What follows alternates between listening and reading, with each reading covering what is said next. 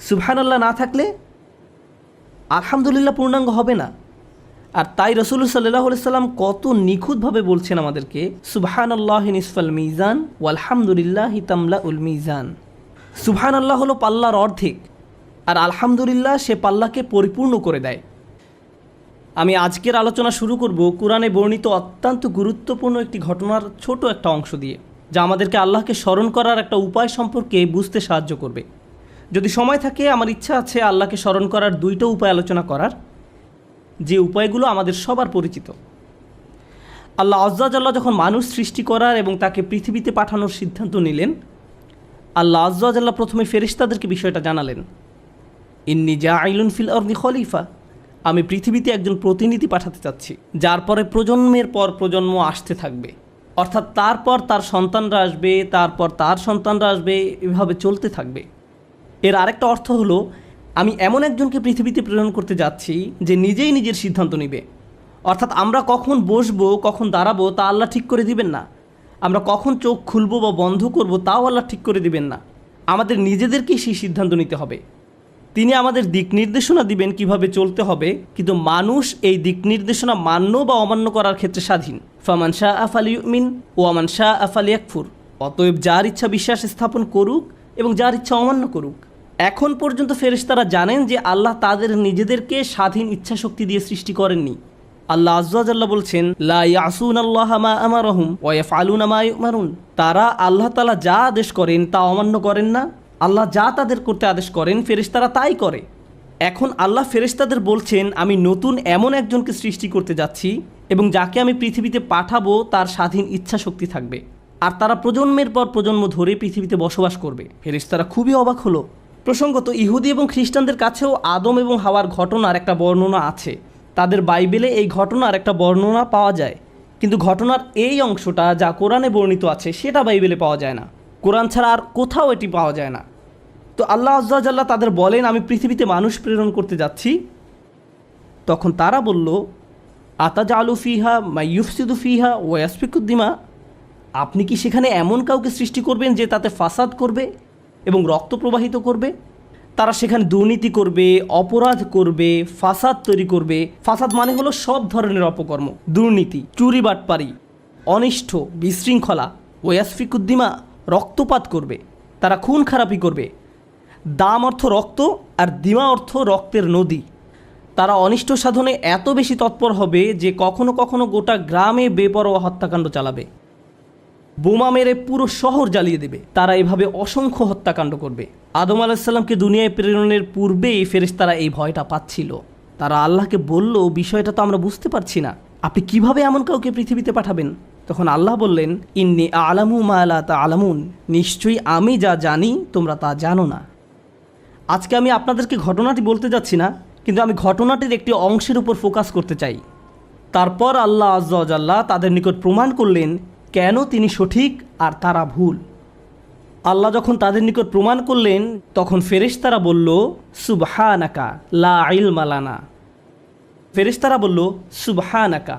সেখান থেকে আজ যখন আমরা আল্লাহকে স্মরণ করতে যাই, অন্যতম কমন যে শব্দটি আমরা বলে থাকি তা হলো সুবহানাল্লাহ। ফেরেশতারা আল্লাহকে এই কথা বলেছিল কারণ তারা উপলব্ধি করেছিল যে আল্লাহকে প্রশ্ন করার সময় তারা হয়তো ভুল করে ফেলেছে। তারা বুঝতে পারেনি আদম সৃষ্টি করার পেছনে আল্লাহর পরিকল্পনা কী ছিল। তারা ব্যাপারটা নিয়ে উদ্বিগ্ন ছিল। তারা ভাবছিল আল্লাহর পরিকল্পনা কী হতে পারে, কারণ তারা আল্লাহর পরিকল্পনায় বিজ্ঞতাটি দেখতে পায়নি। তারা উদ্দেশ্যটি বুঝতে পারেনি, কিন্তু আল্লাহ জানতেন। তাই তারা উপলব্ধি করলো যে সম্ভবত এভাবে প্রশ্ন করা তাদের উচিত হয়নি। যখন কেউ আল্লাহ সম্পর্কে এমন কিছু বলে বা চিন্তা করে যা তাদের চিন্তা করা উচিত হয়নি, যখন কেউ অনুভব করে যে সে হয়তো আল্লাহর সাথে অশোভন আচরণ করে ফেলেছে, ঠিক তখন ফেরেশতাদের মতো তারও উচিত সুবহানাল্লাহ বলা। আপনি কতই না পবিত্র। সুবহানাল্লাহ শব্দটি তাসবিহ বা সাবাহা শব্দ থেকে এসেছে, যার মানে হলো কোনো কিছুকে তার সঠিক মাত্রায় রাখা। অর্থাৎ আল্লাহ তাআলা পবিত্র, নির্ভুল। আল্লাহর পরিকল্পনা নির্ভুল, তোমরা বোঝো বা না বোঝো। অতীতে আল্লাহ তোমার জীবনকে যেভাবে পরিচালনা করেছেন তা নিখুঁত, তুমি বোঝো বা না বোঝো, এবং ভবিষ্যতেও আল্লাহ তোমার জীবনকে যেভাবে পরিচালিত করবেন যদি তুমি বোঝো অথবা না বোঝো। আল্লাহর দয়া নির্ভুল, তার ভালোবাসা নির্ভুল, তার পরিকল্পনা নিখুঁত। তার বিজ্ঞতাও নিখুঁত, আল্লাহ তাআলা সম্পর্কে সব কিছুই নিখুঁত। আমাদের ক্ষুদ্র মস্তিষ্ক দিয়ে আমরা সেটা বুঝতে পারি বা না পারি। আর এই নির্ভুলতার সাক্ষ্য দেই আমরা সুবহানাল্লাহ বলার মাধ্যমে। আমরা এই কথা বলার মাধ্যমে আল্লাহর পবিত্রতার ঘোষণা দিয়ে থাকি। আমরা ঘোষণা দেই যে আল্লাহর কোনো সমালোচনা করা যাবে না। আল্লাহ যাই করেন, যেটাই পরিকল্পনা করেন, আল্লাহ যা কিছুই বিশ্বের জন্য প্ল্যান করেন, অথবা ব্যক্তি আমার জন্য আল্লাহ যা কিছুই পরিকল্পনা করেন, সমালোচনা করা যাবে না। একমাত্র যার সমালোচনা করা যাবে সে হলো আমি নিজে, আল্লাহ নন। তাই ফেরেশতারা ভয় পেয়ে গেল যে আল্লাহকে প্রশ্ন করতে গিয়ে তারা হয়তো সমালোচক হয়ে পড়েছিল। যদিও তারা সমালোচক ছিল না, তারা শুধু ব্যাপারটি বুঝতে পারেনি। তাই তারা ভয় পেয়ে বলে উঠল, সুবহানাক, সুবহানাক। আমি চাই সুবহানাল্লাহ বললে প্রথম যে বিষয়টি আপনারা উপলব্ধি করবেন, যখন মানুষ আল্লাহ তাআলা সম্পর্কে অশোভন কথাবার্তা বলে, যখন তারা বলে আল্লাহর অংশীদার রয়েছে, অথবা মানুষ যখন আল্লাহর পরিবর্তে মূর্তির পূজা করে, অথবা মানুষ যখন বলে আল্লাহর একজন ছেলে রয়েছে, মাআযাল্লাহ। কুরআনে কাফিরদের এই কথাগুলো উল্লেখ করার পর আল্লাহ জবাবে বলেন, সুবহানাহু ওয়া তাআলা, সুবহানাল্লাহি আম্মা ইউশরিকুন। তারা যাকে অংশীদার করে আল্লাহ তাআলা তা থেকে পবিত্র। এই সমস্ত দাবির বিপরীতে আল্লাহর অবস্থান অনেক উঁচুতে। এতক্ষণ পর্যন্ত আমি আপনাদের যা বলেছি তার সারমর্ম হলো, আমরা তখন সুবহানাল্লাহ বলি যখন আমরা আল্লাহ তাআলা সম্পর্কে অশোভন কিছু বলে ফেলি বা চিন্তা করি। সুবহানাল্লাহর উদ্দেশ্য হলো আল্লাহ আযজা ওয়া জাল্লা সম্পর্কে নেতিবাচক চিন্তার বা কথার অপসারণ করা, এটাই উদ্দেশ্য। আপনারা জানেন যে হুদাইবিয়ার সন্ধির সময় যখন রাসূলুল্লাহ সাল্লাল্লাহু আলাইহি সাল্লাম কাফেরদের সাথে একটি চুক্তি করতে যাচ্ছিলেন, সে সময় সব সাহাবীরা খুবই রাগান্বিত ছিলেন। সাহাবীরা কাফেরদের সাথে কোনো সন্ধি করতে রাজি ছিলেন না। তারা বলেন, এই মানুষগুলো আমাদের সাথে তিনবার যুদ্ধে অবতীর্ণ হয়েছে। তারা বদরে আমাদের সাথে যুদ্ধ করেছে, ওহুদে আমাদের সাথে যুদ্ধ করেছে, আহজাবে করেছে। তারা আমাদেরকে হজ করতে দিচ্ছে না, আর আমরা কিনা তাদের সাথে সন্ধি করতে যাব? এরপরও সন্ধির শর্তাবলী লেখা হচ্ছিল। রাসূল সাল্লাল্লাহু আলাইহি সাল্লাম চুক্তির শর্তসমূহ লেখার জন্য আলী রাদিয়াল্লাহু তাআলা আনহুকে দায়িত্ব দিলেন। চুক্তিটি ছিল তাদের এবং মুহাম্মদ রাসূলুল্লাহ সাল্লাল্লাহু আলাইহি সাল্লামের মাঝে। কুরাইশদের প্রতিনিধি রাসূলুল্লাহ লিখতে আপত্তি জানালো। সে বলল, আপনাকে তো আমরা রাসূলুল্লাহ বলে বিশ্বাস করি না, তাই রাসূলুল্লাহর পরিবর্তে আবদুল্লাহর ছেলে মুহাম্মদ লিখুন। রাসূলুল্লাহ বাক্যাংশটি কেটে দিন, মুছে দিন। তার এই কথায় সব সাহাবীরা চরম ক্ষুব্ধ হলো। ঘটনার বর্ণনায় বলা হয়েছে যে সব সাহাবীরা তখন একত্রে সুবহানাল্লাহ বলে উঠলেন। তারা সুবহানাল্লাহ বলে চিৎকার করে উঠলেন, কারণ তারা ভাবলেন রাসূলুল্লাহ বাক্যাংশটি মুছে দেয়া আল্লাহর বিরুদ্ধে একটা অপরাধ। সুতরাং আমি চাই সুবহানাল্লাহ সম্পর্কে প্রথমে যে বিষয়টি আমরা মনে রাখব তা হলো, সুবহানাল্লাহ বলার মাধ্যমে আমরা সাক্ষ্য দেই আল্লাহ হলেন সকল ভুল, ত্রুটি আর অপূর্ণতার ঊর্ধ্বে। যখন আপনি আল্লাহ সুবহানাহু ওয়া তাআলা সম্পর্কে ত্রুটিপূর্ণ কিছু শুনেন বা ভুল কিছু চিন্তা করেন, আর এটা শয়তানের কৌশল।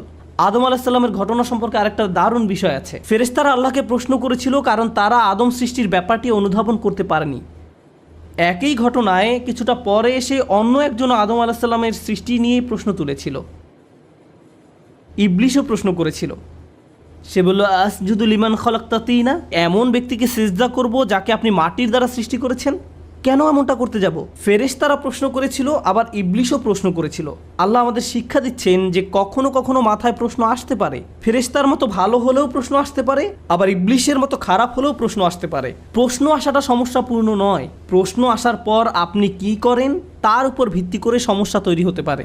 খারাপ চিন্তা আসার পর আপনি কি করেন সেটাই দেখার বিষয়। খারাপ চিন্তা আসার সাথে সাথে ফেরেশতাদের মতো সুবহানাল্লাহ বলুন এবং চিন্তাটাকে মেরে ফেলুন। আর যদি এমনটা না করেন তাহলে আপনি ফেরেশতাদের পথ অনুসরণ করছেন না, আপনি শয়তানের পথ অনুসরণ করছেন। এ দুটার মাঝে পার্থক্য এটাই। যদি চাকরি হারিয়ে ফেলেন তখন আপনার মনে এই ভাবনাটা এসে পড়তে পারে যে আল্লাহ আমার সাথে কেন এমনটা করলেন? আল্লাহর প্ল্যান কি? যে 2 বছর যাবত আমি চাকরি খুঁজছি, কোনো চাকরি পাচ্ছি না, বা আল্লাহ কেন আমার পরিবারের অমুক সদস্যকে ক্যান্সার দিলেন, অমুক ঘটনা কেন ঘটলো, কেন ওই বাচ্চাটাকে মরতে হলো, আমাদেরকে কেন দেশ ছাড়তে হলো।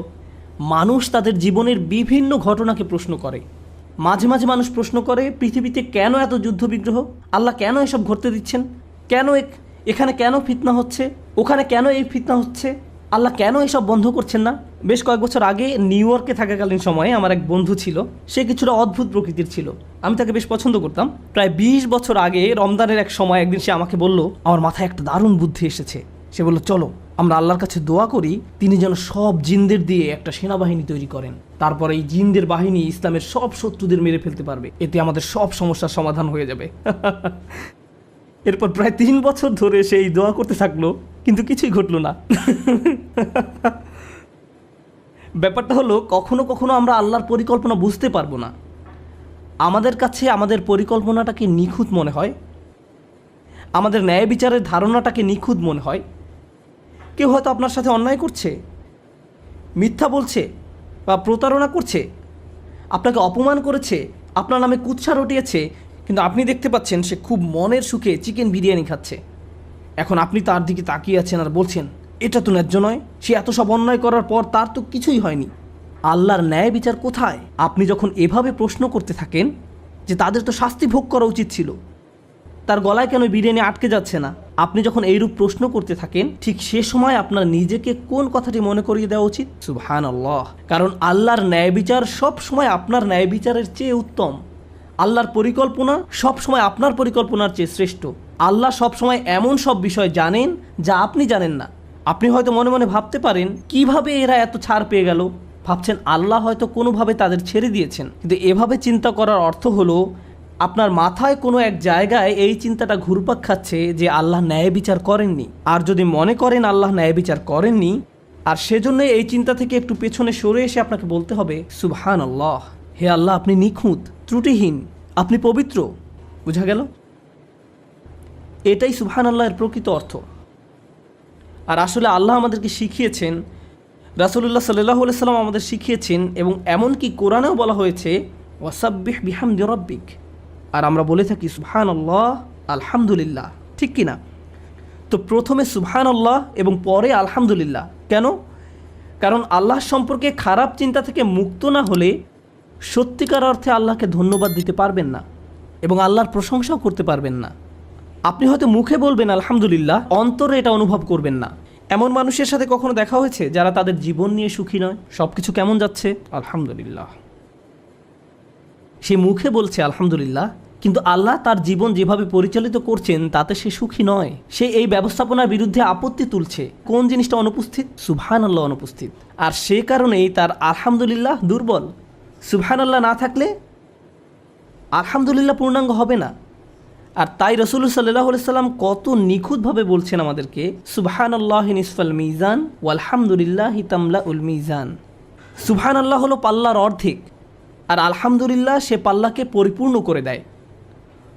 মন থেকে সুবহানাল্লাহ তাসবিহ করতে না পারলে আল্লাহর প্রশংসা করার পর্যায়ে পৌঁছতে পারবেন না। সর্বশেষ সুবহানাল্লাহ সম্পর্কে যে ব্যাপারটি শেয়ার করতে চাই, আজকে শুধু সুবহানাল্লাহ নিয়েই কথা বলবো। ভেবেছিলাম যে আজকে সুবহানাল্লাহ এবং আলহামদুলিল্লাহ উভয়টা নিয়ে কথা বলবো, কিন্তু আগামী পরশু ইনশাআল্লাহ আমরা আলহামদুলিল্লাহ নিয়ে কথা বলবো, যেন আমরা এই দুই বাক্যের কদর করতে পারি। চলুন আজকে শুধু সুবহানাল্লাহ নিয়ে কথা বলি। সুবহানাল্লাহর একটি দিক হলো নেতিবাচক চিন্তাকে দূর করে দেয়া, কিন্তু এর আরও একটা দিক রয়েছে। অপর দিকটি হলো, কোরআনের অনেক জায়গায় আল্লাহ আজ্জা জাল্লাহ মানুষকে সুবহানাল্লাহ বলার প্রতি উৎসাহিত করেছেন, আবার অনেক জায়গায় নবীরা নিজেদেরকে সুবহানাল্লাহ মনে করিয়ে দিয়েছেন। আপনাদের মনে রাখতে হবে, সুবহানাল্লাহ হলো সেই ঘোষণা দেয়া যা আল্লাহ হলেন পবিত্র এবং নিখুঁত। ফেরাউনকে চ্যালেঞ্জ জানানোর জন্য দায়িত্ব দেওয়া হয়েছিল মূসা আলাইহিস সালামকে। তিনি আল্লাহর কাছে দোয়া করেন যে আমার একার পক্ষে এই দায়িত্ব পালন করা কঠিন হবে, আমার ভাইকে আমার সাথে দিন। আশদুদ বিহি আজরি ওয়াশরিকুহু ফি আমরি, তার মাধ্যমে আমার কোমর মজবুত করুন এবং তাকে আমার কাজে অংশীদার করুন। তখন আল্লাহ হারুন আলাইহিস সালামকে তার সাথী করে দিলেন। তারপর তারা উভয়ে গেলেন এবং ফেরাউনকে চ্যালেঞ্জ করলেন। মূসা আলাইহিস সালাম যখন হারুন আলাইহিস সালামকে সাথে দেওয়ার জন্য দোয়া করেন, কাই নুসাব্বিহাকা কাসীরা ওয়া নাযকুরাকা কাসীরা ইন্নাকা কুনতা বিনা বাসীরা, সহজভাবে বললে, আমার ভাইকে আমার সাথে দিন যেন আমরা উভয়ে অনেক বেশিবার সুবহানাল্লাহ বলতে পারি এবং যেন আমরা আপনাকে অনেক বেশি স্মরণ করতে পারি। প্রথমে তিনি হারুন আলাইহিস সালামকে চাইলেন যেন হারুন আলাইহিস সালাম তাকে ফেরাউনের মোকাবেলায় সাহায্য করতে পারেন। এরপর মূসা আলাইহিস সালাম আল্লাহর নিকট ব্যাখ্যা করে বললেন, আমি হারুনকে আমার সাথে চাই যেন সে এবং আমি অনেক বেশি আল্লাহর স্মরণ করতে পারি। এখন ফেরাউনকে মোকাবেলার সাথে সুবহানাল্লাহর সম্পর্ক কি? যখন আপনি ইসলামের দাওয়াত দেন, কারো নিকট ইসলাম ব্যাখ্যা করেন, ধরুন রাস্তায় কারোর সাথে আপনার দেখা হলো এবং সে আপনাকে ইসলাম সম্পর্কে বিভিন্ন প্রশ্ন করতে লাগলো, আর আপনিও তার উত্তর দিতে থাকলেন। অনেক সময় আপনি আল্লাহর বাণী পৌঁছে দিতে চান, ঠিক কিনা? এখন কারো যদি ফেরাউনের মতো ব্যক্তিত্ব থাকে, সে আপনাকে নিয়ে তুচ্ছ তাচ্ছিল্য করবে, সে আপনার ধর্ম নিয়ে হাসি ঠাট্টা করবে, আপনার নবীকে নিয়ে ব্যঙ্গ করবে, আপনার ধর্মের কিতাব নিয়ে ব্যঙ্গ করবে, এবং ফেরাউনও ঠিক এটাই করেছিল। এখন কেউ যদি আপনাকে নিয়ে উপহাস করে, এতে কি আপনার মেজাজ খারাপ হবে না? এতে আপনার প্রচণ্ড রাগ হবে। এখন আপনি জানেন না এই রাগ হওয়াটা কি আপনার ব্যক্তিত্বের উপর আঘাত আসার কারণে হয়েছে নাকি আল্লাহর দ্বীনকে অপমান করার কারণে হয়েছে। কারণ আপনি তো এখানে নিজের ইগোর প্রতিনিধিত্ব করছেন না, আপনি এখানে আল্লাহর দ্বীনের প্রতিনিধিত্ব করছেন। মুসা আলাইহিস সালাম জানেন তিনি মারাত্মক রেগে যান, কিন্তু যখন তিনি আল্লাহর দ্বীনের প্রতিনিধিত্ব করছেন তখন তার পক্ষে রেগে যাওয়া শোভা পায় না। আপনাদের মনে থাকার কথা, তিনি একবার এতই রেগে যান যে ফেরাউনের এক সৈনিককে প্রচণ্ড জোরে ঘুষি মারেন এবং তার ফলে তার মৃত্যু ঘটে। আরেকবার তিনি তার ভাইয়ের দাড়ি চেপে ধরেন, অন্যবার আলওয়াহ ভেঙে ফেলেন। যদিও প্রতিবার রেগে যাওয়ার পেছনে যথেষ্ট যৌক্তিক কারণ ছিল। তিনি এমনকি আল্লাহর নিকট দোয়া করেন, আউযু বিল্লাহি আন আকুনা মিনাল জাহিলিন। তিনি জানতেন যে ফেরাউন এমন সব কথা বলবে যা তাকে রাগিয়ে তুলবে, আর এভাবে যদি তিনি রেগে যান তাহলে আল্লাহর দেয়া দায়িত্ব ঠিকভাবে পালন করতে পারবেন না। আল্লাহ হলেন নিখুঁত, পবিত্র, ত্রুটিহীন, নিখুঁত, পবিত্র। আল্লাহ আমাকে এই দায়িত্ব দিয়েছেন, আমি যদি সঠিকভাবে এই দায়িত্ব পালন করতে না পারি তাহলে আমার ভাই আমাকে মনে করিয়ে দিবেন সুবহানাল্লাহ, নিখুঁত এবং পবিত্র আল্লাহ তোমার কাছ থেকে আরও উত্তম কিছু আশা করেন। আমার দুর্বলতায় সে আমাকে সাহায্য করবে, আর তার দুর্বলতার সময় আমি তাকে সাহায্য করব। আল্লাহ যে নিখুঁত আমরা একে অন্যকে তা বারবার স্মরণ করিয়ে দিব। আল্লাহ আমাদেরকে এই মহান দায়িত্ব দিয়েছেন, আমরা একত্রে আল্লাহর তাসবিহ করব।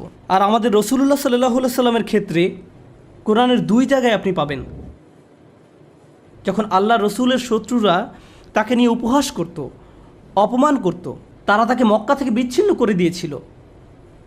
তারা রসুল সাল্লাল্লাহু আলাইহি সাল্লামের বিরুদ্ধে শারীরিক, মানসিক, মৌখিক সব ধরনের অপরাধ করেছিল। যখন এই নির্যাতনের মাত্রা অস্বাভাবিক পর্যায়ে চলে যেত তখন আল্লাহ সুবহানাহু ওয়া তাআলা তাকে বলতেন,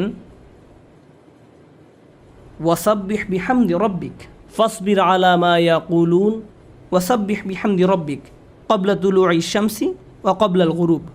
অতএব তারা যা কিছু বলে তার জন্য আপনি সবর করুন এবং সূর্যোদয় ও সূর্যাস্তের পূর্বে আপনার পালনকর্তার সপ্রশংস পবিত্রতা ঘোষণা করুন, অর্থাৎ সুবহানাল্লাহ এবং আলহামদুলিল্লাহ বলুন।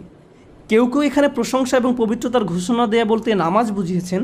আল্লাহ বিশেষভাবে সূর্যোদয়ের আগে এবং সূর্যাস্তের পূর্বের সময় উল্লেখ করেছেন। কেন? রাসূলুল্লাহ সাল্লাল্লাহু আলাইহি সাল্লামকে বলা হলো যে জীবন পরিবর্তনশীল, কাফেরদের শত্রুতা কখনো তীব্র রূপ ধারণ করবে, আবার কখনো কমে যাবে, আর আল্লাহ চাইলে এদের পরাজিত করতে পারেন। মাঝে মাঝে সব কিছু দিনের আলোর মতো পরিচ্ছন্ন হয়ে উঠতে পারে, আবার মাঝে মাঝে সব কিছু রাতের আধারের মতো অন্ধকারাচ্ছন্ন হয়ে যেতে পারে। আপনার চারপাশের পরিস্থিতি পরিবর্তনশীল, কিন্তু যার কোনো পরিবর্তন নেই তিনি হলেন আল্লাহ। আল্লাহ হলেন নিখুঁত এবং পবিত্র। তাই যখন আপনি দেখবেন আলোকিত আকাশ অন্ধকারাচ্ছন্ন হয়ে পড়েছে বা অন্ধকারাচ্ছন্ন আকাশ আলোকিত হয়ে উঠছে, তখন মনে রাখুন আল্লাহ যদি এই মহাবিশ্বকে পরিবর্তন করতে পারেন, তিনি আপনার অবস্থাও পরিবর্তন করতে সক্ষম, এবং আপনার প্রতি আল্লাহর সমর্থন। সুবহানাল্লাহ। তারপর যখন অন্ধকার সময়ের অবসান হলো এবং চারিদিক আলোকিত হয়ে উঠল, অর্থাৎ যখন ইসলামের বিজয় হলো, ইযা জাআ নাসরুল্লাহি ওয়াল ফাতহ ওয়া রাআইতান নাসা ইয়াদখুলুনা ফি দীনিল্লাহি আফওয়াজা।